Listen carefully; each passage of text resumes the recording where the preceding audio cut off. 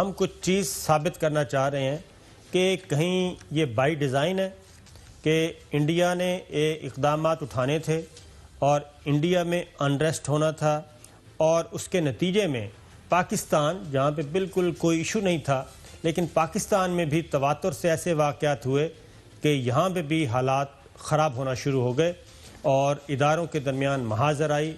इस वक्त जो बज़ाहिर नज़र नहीं आ रही लेकिन गम व गुस्सा, शदीद तरीन नफ़रत वो मौजूद है। उसके बारे में थोड़ा सा हम आज स्टैब्लिश करेंगे कुछ चीज़ें। हज़रात दिखाइएगा जी, भारतीय मुसलमान और भारतीय मुजाहिरीन जो है वो क्या कह रहे हैं कि हम कब तक सबूत देंगे कि हम भारत के वफादार हैं।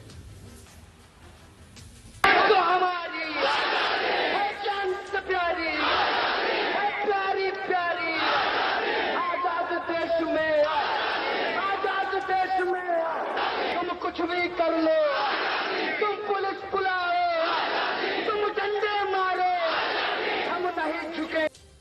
इस देश के नागरिक हैं, हम इस देश के वतन परस्त हैं। हम क्या सीना चीर के दिखा दें कि अंदर तिरंगा रखा हुआ है? हम हर दिन क्रिकेट का मैच हो तो हम सबूत दें, भारत पाकिस्तान में तनाव हो तो हम सबूत दें, कहीं बम फट जाए तो हम सबूत दें। हम कब तक सबूत दें? कोई अमित शाह, कोई नरेंद्र मोदी कैसे तय कर सकता है कि मुसलमान इस देश के नागरिक हैं या नहीं है? ये थे वहाँ के मुमताज़ शायर हैं, बहुत अच्छी शायरी करते हैं। वो ये कह रहे थे कि जनाब हम कब तक इस बात का सबूत देते रहेंगे? जब भी कोई इशू होता है तो मुसलमानों को ही कुर्बानी का बकरा बनना पड़ता है और उन्हें आगे आके ये साबित करना पड़ता है कि वो मुहिब्बे वतन है। इसी तरीके से जावेद जाफरी जो एक्टर हैं, मारूफ एक्टर हैं, ज़रा उनकी भी गुफ्तगू सुनिए। हम आह भी करते हैं तो हो जाते हैं बदनाम, वो कत्ल भी करते हैं तो चर्चा नहीं होता। कर लो या क्या करोगे, कहां तक करोगे? शेम नहीं है, बहुत बड़ा गेम है।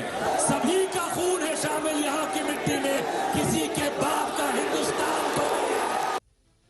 किसी के बाप का हिंदुस्तान थोड़ी है। और मैं ये बात बता दूं कि जावेद जाफरी और उससे पहले जो इंडियन शायर थे वो भी अकेले गुफ्तगू नहीं कर रहे थे, बल्कि वहाँ पे भी दीगर जो अक़लियतें, दीगर मज़हब के लोग उनके साथ खड़े थे। और जावेद जाफरी भी अकेले गुफ्तगू नहीं कर रहे थे, यहाँ पे भी दीगर मज़हब के लोग उनके साथ थे जो हिंदुत्व के नज़रिए के ख़िलाफ़ इस वक्त मैदान में उतरे हुए हैं। अब ज़रा स्टूडेंट्स का सुनिए जी, स्टूडेंट्स क्या कह रहे हैं वहाँ के। We are being addressed of a great fear, that is CAA and the Hindutva government. That is the great fear which we have. It's a matter of existence. It happened first with the Kashmir issue. At that time we kept quiet, we kept in the peace, many of them. Then came the Babri verdict and we lost our faith over the judiciary in that verdict. When it came to the CAA, we are certain that next they will be targeting the whole India. This time it was only confined to Assam, but the next time they will be targeting. You mean the NRC, the National Citizens Register? ये कह रहे थे Joy साहब कि गुजरात में मुसलमानों का कत्लेआम हुआ, खामोश रहे। ये वो बच्चे हैं जिन्होंने अपनी जानों पर खेल के वो साथ जो साहब एक नौजवान खड़ा है उसको बचाया था पुलिस से और खुद डंडे खाए थे। जी हाँ, जामिया मिलिया के और ये बरकत था तो उसी वक्त उनका इंटरव्यू कर रही। जी हाँ, तो जॉय साहब ये सिचुएशन उधर। हाँ जी, साबर शाकिर साहब जी जी। अब आप जो है, मैंने आपसे आज जाने नहीं देना, मुझे इस सवाल का जवाब चाहिए कि जब इस वक्त हिंदुस्तान में मुसलमानों को और कश्मीरियों को खास तौर पर आपसे सबसे ज्यादा जरूरत थी आपकी और सबसे ज्यादा तवक्कुआत थी, आपने उनकी उम्मीदों को मलिया मेट किया है। डैश टू ग्राउंड, यहाँ आप जुतम पदार है, कभी आर्मी चीफ की एक्सटेंशन, कभी साबिक आर्मी चीफ को सजाए मौत, कभी फजल रहमान, कभी फलाने रहमान।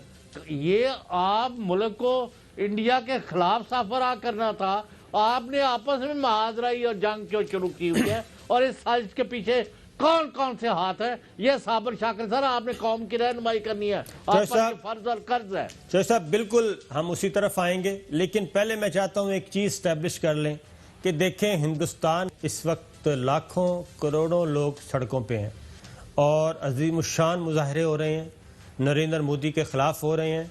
और जो सिलसिला गुजरात में मुसलमानों के कत्लेआम से शुरू हुआ और गोल्डन शाकर और गुलाम साहब नहीं करा रहे, और गोल्डन टेम्पल में ईसाई सिखों के खिलाफ शुरू हुआ फौजी ऑपरेशन, ठीक है।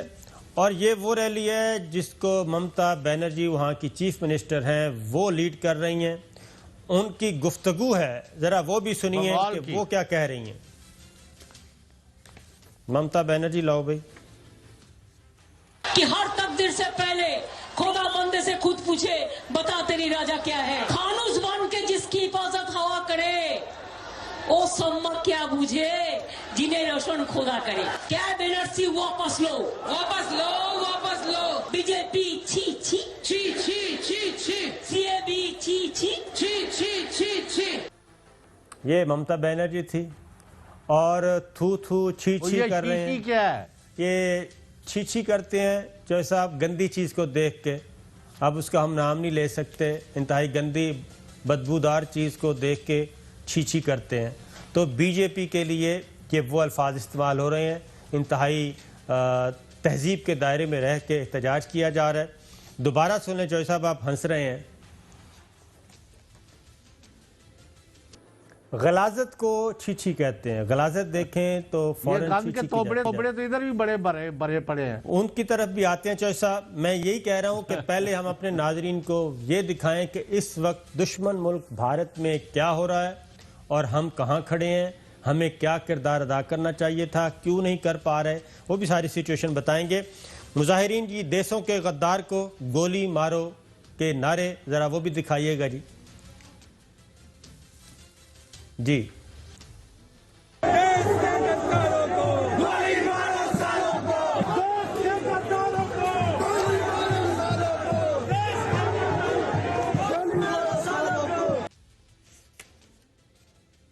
देश के गद्दारों को गोली मारो सारों को, ये बीजेपी थी जो कि मुसलमानों के खिलाफ मुजाहरे कर रही है। दोबारा सुनिए। लेकिन आप एक चीज़ देखें चौसा कि ये जो मुसलमानों के ख़िलाफ़ और बीजेपी के हक़ में, नरेंद्र मोदी के हक़ में जो नारे, उनकी स्ट्रेंथ देखें, जो उस इम्तियाजी कानून के ख़िलाफ़ हो रही है वो देखें, वो देखेंगे तो कंपैरिजन ही कोई नहीं है। लाखों नहीं करोड़ों लोग इस वक्त सड़कों पे हैं। ज़रा सुनाइएगा जी, एक चीज़ सुनाएं। राजा सिंह बीजेपी का शॉर्ट सुनवाएं जी ज़रा। हिंदू धर्म में जिस व्यक्ति का जन्म होता है वो व्यक्ति बहुत ही भाग्यशाली होता है। बाकी के जो हर जन्म में पाप करते हैं उनका जीवन ही पाप करने के लिए होता है, वो गोल टोपी वाला होता है। मोदी जी, हाथ जोड़ के निवेदन, जो फ्रीडम आपने हमारी आर्मी को दिया है, हमें भी एक 10 मिनट के लिए फ्रीडम दे। 10 मिनट के लिए हमें फ्रीडम दे दे। नो अरेस्ट, नो FIR, सिर्फ 20 मिनट का टाइम दे दो।